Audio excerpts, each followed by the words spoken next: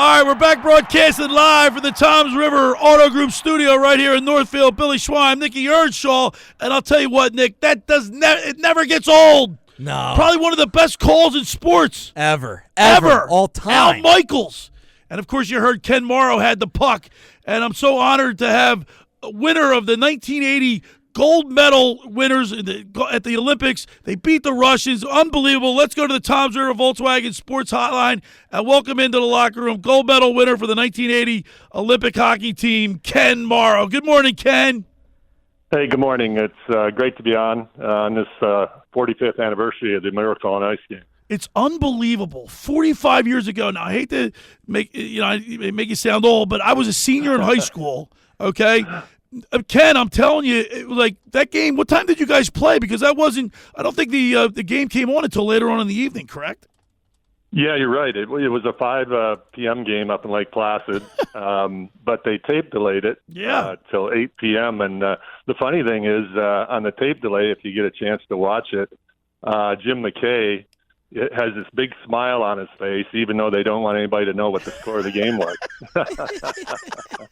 Ken, we had Buzz Schneider on, your teammate, last week, because last week actually started, we had him on, was it Saturday? Or we had him on Sunday. We had him on Sunday, which actually started the Olympic run for you guys. So we had him on, and then today, obviously, is the 45th anniversary of you actually beating the Russians to the day. So I said, I needed to have you back. I needed to get you on because you were on the ice for that last shift, man. What was that like? Oh, crazy. I was on for the last minute and a half, me and my partner, Mike Ramsey, and you're trying to hold a 1-goal lead against a team that could score 3 or 4 goals in the last minute of the game. So, my only thought, people say, what were you thinking about out there? And my only thought was to get that puck out over the blue line. And don't cough it up. In your own end. Yeah. But hey, Ken, what were you doing out there? We did spend a lot of time in our own end. Ken, what were you doing out there? What were you doing out there for a minute and 30 seconds? That's like 35, 40 seconds is a long shift that in and of itself.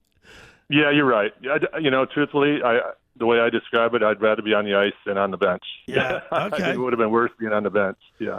Did you guys, and I asked Buzz Schneider this, and we had Mike Eruzione on. Actually, I had Mike on 5 years ago on your 40th anniversary. Right. But it never gets old, and to have you on today is great. But Mike said that you guys didn't even realize, like, you guys were just consumed with playing hockey, and you had to deal with Herb Brooks. And obviously, the movie that was made about it, The Miracle, shows you how tough he was. But did you guys realize what you were doing for the country at the time? No, we didn't. We were isolated up in Lake Placid there, and Herb and Craig Patrick had done a great job of, keeping us isolated, keeping us away from the press and everything that was going on in the world. He just wanted us concentrating on hockey. But yeah, we were just a bunch of young kids, trying to beat the best hockey team in the world. And as Al Michaels described it, it was the Cold War being played out on a sheet of ice in Lake Placid. So there was a lot more going on in the world, and than we were aware of. So that's why it's, here we are 45 years later. And it was a moment in time that changed my life. It changed all our teammates' lives forever. And as we found out over the last 45 years, it uplifted and impacted our country in ways that we never could have imagined. And we got a little taste of that with the Four Nations tournament this year. I mean, especially with the tension between the Americans and the Canadians right now. You could feel the energy, the enthusiasm, and I mean, what an all-star weekend. It was like better than an all-star game. Well, it was just spectacular. You couldn't have scripted it any better.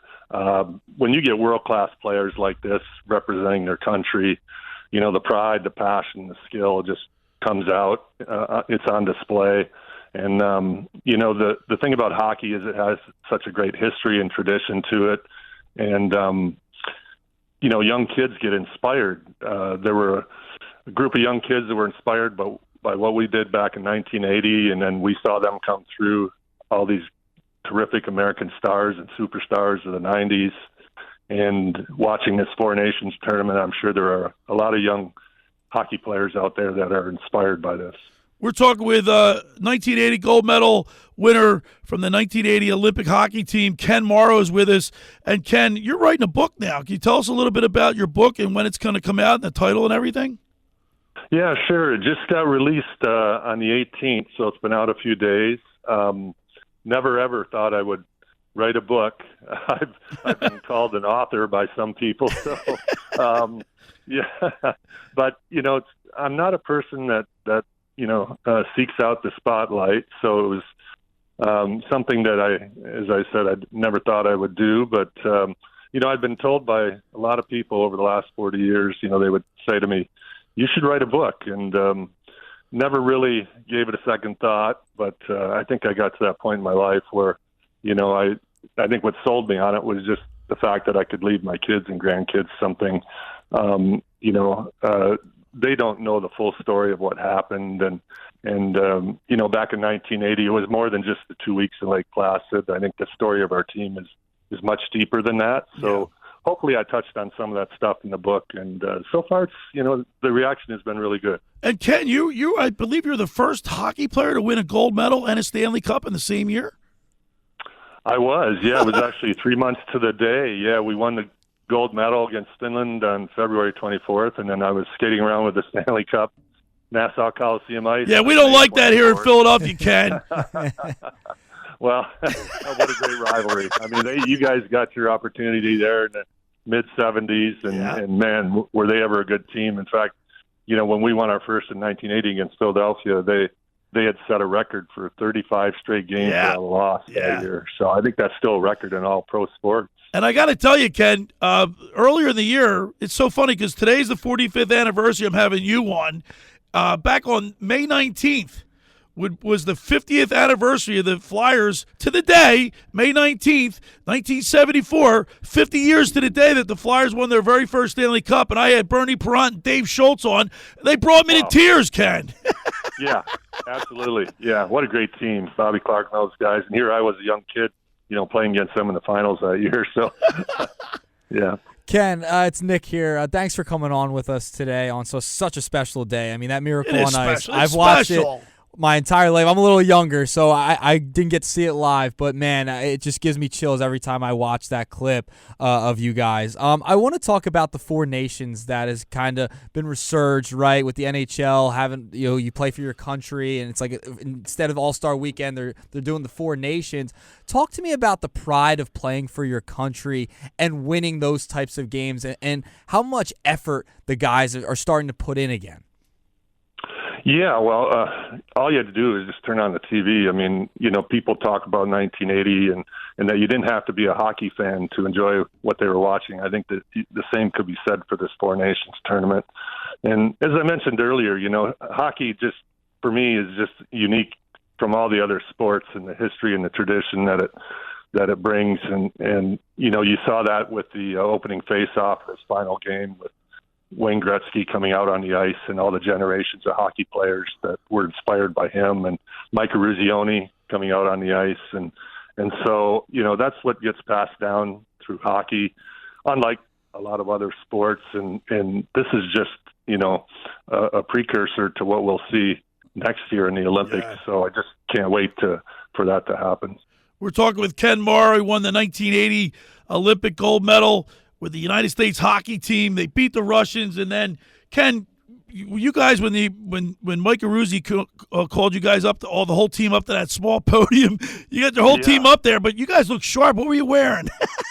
I think they were like a velour sweatsuit or something. Yeah. Oh, yeah. That was the thing. Al Michaels, I think his great quote on that was, as we were all jammed up on this podium, he said it was symbolic of how close we had become as a team, that we had all 20 guys up on that podium. Amazing. Yeah. Now, you were partnered with Mike Ramsey. Was he your defensive mate? He was. I think he was only 19 at the time. I was 23, so I was the old guy in that. Because you got drafted in 1976. What did you decline and then decide to stay amateur? Because people don't realize back in those days, NHLers were not allowed to play in the Olympics. So it was the Russians. They had more of like a professional hockey team. They were professionals. You guys were a bunch of kids. Yeah, strictly amateur, as you said back then. Yeah. So, in fact, there was a player, Joey Mullen, who scored over 500 goals in the NHL, but he had signed a contract in '79, and so he wasn't eligible to play. And, the Russians, as you said, they were amateur in name only because they were basically professionals that were enlisted into the Army, and all they did was train, 12 months a year and win all these Olympic championships and world championships. So, I think that's what made our victory even that much more special. Ken, for you personally, how much would you say you reflect on that 1980 game, and what would you say it did for the confidence in the rest of your career? Well, I get reminded of it almost on a daily basis, which is really, I think, amazed all of us. I know when our team gets together, we look at each other and just say, "Can you believe?" People still come up to me almost on a daily basis. I get mail every day from people, and the first reaction is that they want to tell you their story, what it meant to them. And the stories could be anything from I was watching the game as a young kid with my father, first time I saw him cry, to people that were on airplanes and stood up and cheered and hugged total strangers, and people pulling off on the side of the roads and honking their horns. And I had military people come up to me, during the Cold War. They were, going back and forth with the Russians. They were all following each other. Wow. And, letting them know. I'm getting chills now. And the pride and the pride and the patriotism. I mean, it's just, and it still resonates today. And so, it's just, it's been an incredible experience for all of us. Hey, Ken, let me ask you this one last question before we let you go. And we really, we are honored that you're here with us today. It's just such a great thing. When you were actually on the ice with these guys, they obviously speak Russian. You guys are speaking English, but could you say anything? Could you communicate? Like when you're on the ice, when you're in the NHL, you guys can go at it with each other. But did you have any type of interaction with the players with the language barrier? No, there was no interaction back then with them. They were so robotic with their play. Yeah. They just, they would score these amazing goals, and they just turn around and skate out to center ice. And it's kind of, let's do it again. And I think the one incredible moment from that game was after the final horn went and our celebration, and the picture of them just standing at their blue line in total amazement. and I think as Al Michaels had said, they almost looked, they had this smile on their face as they were watching us celebrate, like, gee, we wish we could celebrate like that. Yeah. Because, this was an amazing team. If they lost one game a year, it was unheard of. So I think the fact that they, saw the excitement and the exhilaration and, things, I think things changed for them a little bit after that. Things opened up a little bit, and now we see all these Russian players coming over, and they are able to show that emotion to their game now. Well, Fred, Ken, we had a coach in Philadelphia, Fred Shero. I'm sure you're familiar with him. He said, and it's a famous line, and I said it to Buzz Schneider. He agreed with me, but I know you're going to agree with this. He told the Flyers before they won their first Stanley Cup, you guys win tonight, you'll walk together forever. And that's exactly what your team has done. Yeah, and, here's the thing. This morning, my phone started going off at 5:30 this morning with text. And the first text I got this morning were from all of our teammates here saying the same thing, hey, we're all brothers, we did something special, enjoy the day. So, yeah, pretty cool stuff. All right, Ken, how do we get your book? People want to buy your book and read about the Olympic team and your career. Yeah, thank you. I know it's on Amazon. It's on all the major book carriers, and, it'll be out in stores now. And I'm going to be going and doing something out in New York here this weekend at a couple of the Islander games. And as books go, I think, it'll be out there, and hopefully people get a chance to read it, and I hope they enjoy it. Ken, I got to tell you, man, you provided us with some great memories, and I'll never forget what you've done for our country and what you did for hockey, and we really appreciate. We're honored that you came on today. Thank you so much, and Godspeed, and we'll talk to you again. My pleasure, guys. Thank you. There he is, Ken Morrow on the Toms River Volkswagen Sports Hotline. I get emotional, Nick. Yeah, that was. Tell him right now. That was awesome. That was awesome.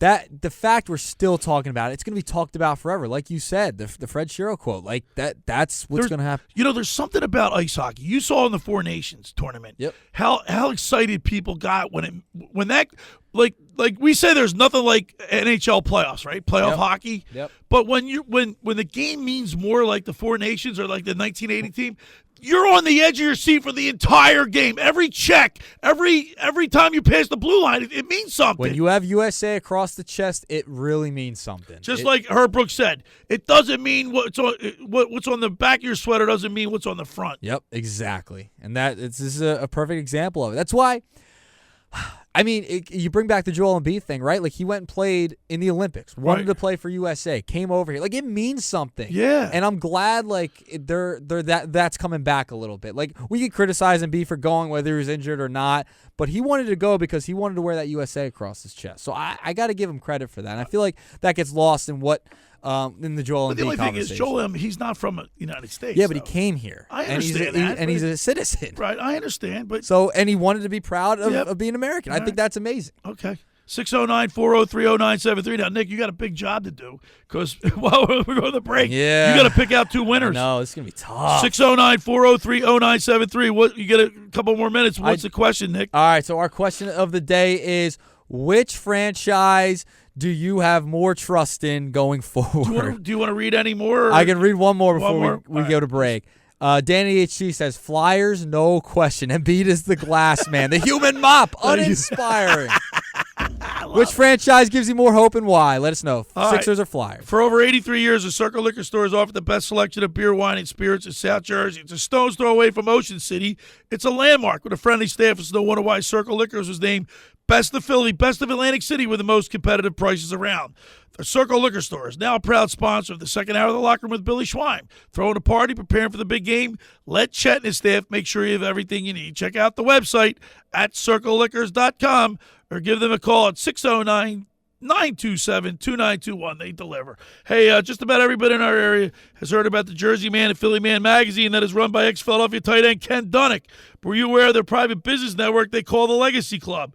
Every month, they hold private events at upscale locations in Philadelphia and South Jersey that attract over 200 top business people. If you have an interest in attending one of these events and see it's a fit for your business, send an email to ken@jerseymanmagazine.com or give them a call at 856-912-4007 for more information. All right, when we return, Nikki will pick the winners for this week's giveaway, courtesy of Pro Image Sports and Fan Treasures. You're listening to The Locker Room with Billy Schweim and Nick Earnshaw right here on 97.3 ESPN.